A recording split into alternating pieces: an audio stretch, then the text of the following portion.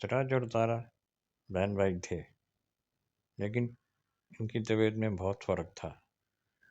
سراج ضدی اور کاہل تھا، وہ اسکول جانے میں چور تھا، ہر وقت کسی نہ کسی بچے کو مارتا پیٹتا رہتا، اپنے والدین کی بات نہیں سنتا تھا۔ اس کے برعکس زارا سب کی بات مانتی تھی، دل لگا کر پڑھتی تھی، اپنی ماں کے ساتھ گھر کا کام کرتی تھی، وہ سب کے ساتھ اچھا سلوک کرتی تھی اور اپنے بڑوں کا احترام کرتی تھی۔ سراج کے بگڑنے کی سب سے بڑی وجہ اس کے والدین تھے۔ وہ کہتے تھے بیٹے سچے سگے اور بیٹیاں کھوٹے سکے۔ کئی سالوں کے بعد اس گھرانے میں کوئی لڑکا پیدا ہوا، دادا دادی، نانا نانی اور والدین سب اسے ذہن میں رکھتے تھے۔ جیسے ہی اس کے منہ سے الفاظ نکلے، اس کی وہ بات پوری ہو جاتی۔ اپنی جھونپڑی مکمل کرنے کے بعد ٹھہرنا سراج کی عادت بن گئی تھی۔ اس کا کوئی کام اگر فوری نہ ہوتا تو وہ رونا دھونا شروع کر دیتا یا پاؤں مارنے لگتا۔ بچہ تھا اور اس کے والدین نے اس کی حرکتوں پر شروع میں کوئی توجہ نہیں دی تھی،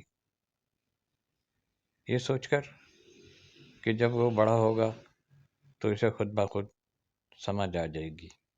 لیکن جب سراج بڑا ہوا تو وہ گھر والوں کے لیے بڑا مسئلہ بن گیا۔ اسے پڑھائی میں بالکل بھی دلچسپی نہیں تھی۔ وہ 3 4 سال ایک ہی کلاس میں رہتا تھا۔ وہ سارا دن کھیلتا رہتا اور بچوں کی پٹائی کرتا، اور اس کے والدین اسے محنت سے پڑھنے کا بول بول کر تھک گئے۔ کوئی اثر ہی نہیں ہوتا، کتاب اس کے سامنے کھلی رہتی، وہ ادھر ادھر دیکھتا رہتا۔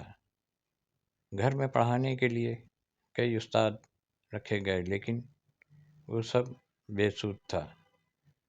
بچہ نہ پڑھے تو استاد کیا کرے؟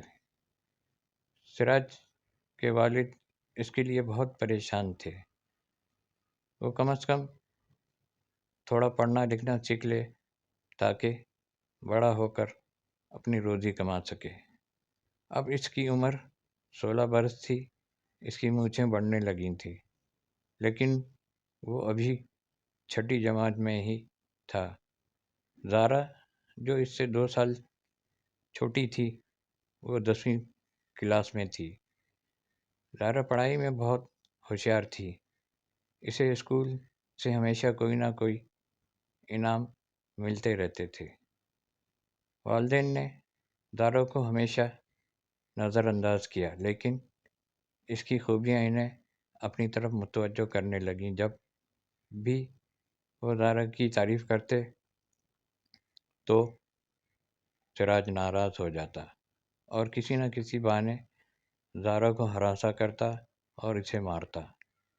زارا یہ بھی خاموشی سے برداشت کر لیتی، ماں باپ سے کبھی بھائی کی شکایت نہیں کی۔ وہ جانتی تھی کہ آخر کار وہ اپنے بھائی کا ساتھ دے گی۔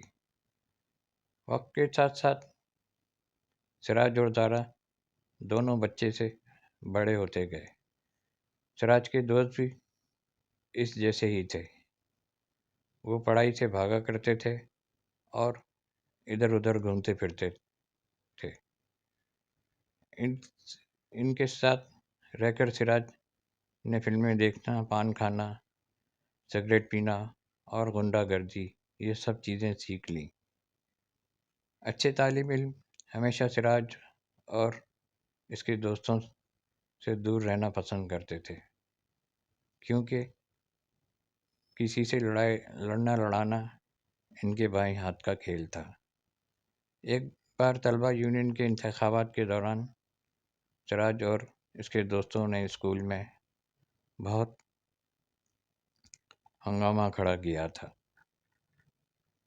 توڑ پھوڑ کی اور لڑائی کے نتیجے میں یہ ہوا کہ پرنسپل نے غصے میں آ کر اس کو اور اس کے دوستوں کو اسکول سے نکال دیا۔ سراج کے والد نے بہت کوشش کی لیکن اس کو دوبارہ اسکول میں داخلہ نہیں ملا۔ دوسرے اسکولوں میں بھی ان کو نظم و ضبط کی اطلاعات کی وجہ سے حراست میں نہیں لیا گیا۔ نتیجہ یہ ہوا کہ اب سراج کو گھر بیٹھنا پڑا۔ سراج کے والد بوڑھے ہو رہے تھے، اسے پہلے ہی نوکری سے برخاست کر دیا گیا تھا۔ سراج کی فکر انہیں ہر وقت اداس رکھتی تھی۔ اسے ذلیل کر کے اسکول سے نکال دیا گیا اور اس کے دوستوں کی صحبت بھی کھو دی، جنہوں نے اسے غلط راستے پر چلنے کی ترغیب دی۔ اب سراج کچھ سنجیدہ ہو گیا۔ پڑوسیوں اور رشتہ داروں کی مشکوک نظروں کو سہتے ہوئے اسے اپنی غلطیوں کا احساس ہونے لگا۔ سراج کے والد بیمار رہنے لگے۔ ایک دن انہوں نے سراج کو اپنے پاس بلایا اور کہا کہ دیکھو سراج، آج تک تم نے میری ہر بات کو نظر انداز کیا ہے اور اس کا خمیازہ تمہیں بھگتنا پڑا ہے۔ اب آخری بار تم سے کچھ کہنے کی کوشش کر رہا ہوں۔ گھر میں بیکار بیٹھے یا گھومنے پھرنے سے کیا فائدہ ہوگا؟ اگر تم چاہو تو میں تم کو ایک چھوٹی سی دکان کھول دوں۔ میں اب بوڑھا ہو گیا ہوں، خدا کے گھر سے کسی وقت بھی بلاوا آ سکتا ہے۔ کام کرتے وقت تھوڑا پیسہ جمع کیا تھا، زارا کی شادی بھی اسی ہی پیسے سے کرنی ہے۔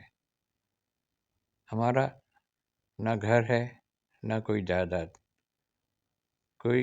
کون جانے میں نے تمہیں بہت ہی امیدوں کے ساتھ پالا ہے۔ یہ کہتے ہوئے سراج کے بوڑھے باپ کی آنکھوں سے آنسو بہنے لگے اور دوبارہ سنجیدگی سے کہنے لگے، تم سوچ سمجھ کر 2-4 دن میں بتاؤ، کہیں ایسا نہ ہو کہ میرے جانے کے بعد تم ایک ایک پائی کے لیے محتاج ہو جاؤ۔ یہ کہہ کر سراج کے والد نے اپنا چہرہ موڑ لیا۔ سراج کی آنکھوں کے سامنے اس کے مستقبل کی تصویر ناچنے لگی۔ آج پہلی بار اسے اپنے باپ کی باتوں نے متاثر کیا۔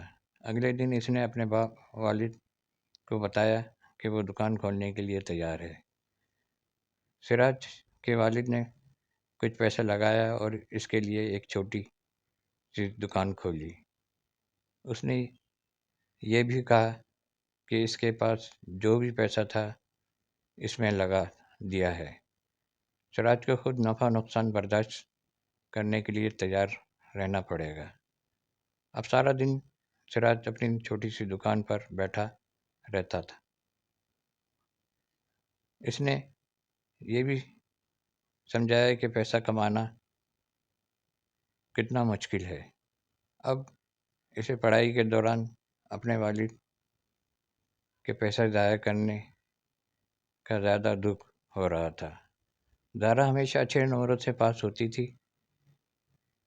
بینک میں نوکری مل گئی۔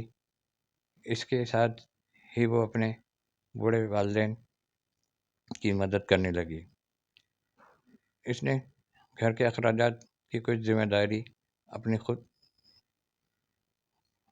اٹھائی اور اپنے والدین کی پریشانی بھی دور کر دی۔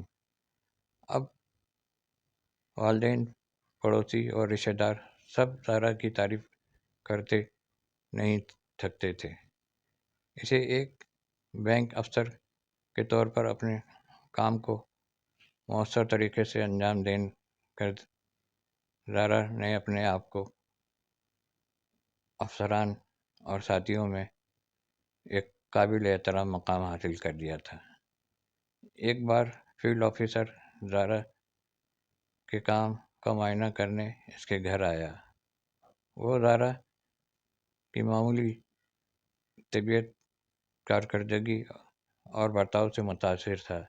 اس نے زارا کے گھر کا پتہ پوچھا اور اگلے دن اس کے والد کے پاس گیا اور اسے اپنے انجینئر بیٹے کے لیے دلہن بنانے کی خواہش ظاہر کی۔ اس کی بات سن کر زارا کے والد بہت خوش ہو گئے۔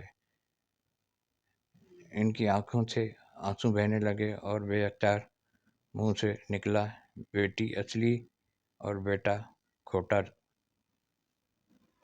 نکلا۔ زارا کے سسرال والوں نے خواہش کے مطابق دونوں نے جلد ہی ایک سادہ سی تقریب میں شادی کر لی۔ اب گھر کی ذمہ داری پوری طرح سراج پر آ گئی۔ والد کی پینشن گھر کے اخراجات پورا کرنے کے لیے کافی نہیں تھے۔ سراج بھی اب سنجیدہ ہو گیا تھا۔ وہ حالات کو سمجھنے لگا۔ وہ دن بھر محنت کرتا، پھر کچھ نہ کچھ کماتا۔ سراج نے سوچا کہ اگر اس نے اپنے والدین کی بات مانی ہوتی اور دل لگا کر پڑھائی کی ہوتی تو آج وہ زارا کی طرح اچھی نوکری پر ہوتا۔ وہ خوش رہتا، مطمئن رہتا ہے اور سب عزت دے پاتا، لیکن اب پچھتانے کا کوئی فائدہ۔ اس نے اپنی زندگی کا سب سے قیمتی وقت اپنے زمانہ طالب علمی میں ضائع کیا تھا۔ اب وہ حالات کے مطابق اپنی زندگی گزارنے پر مجبور تھا۔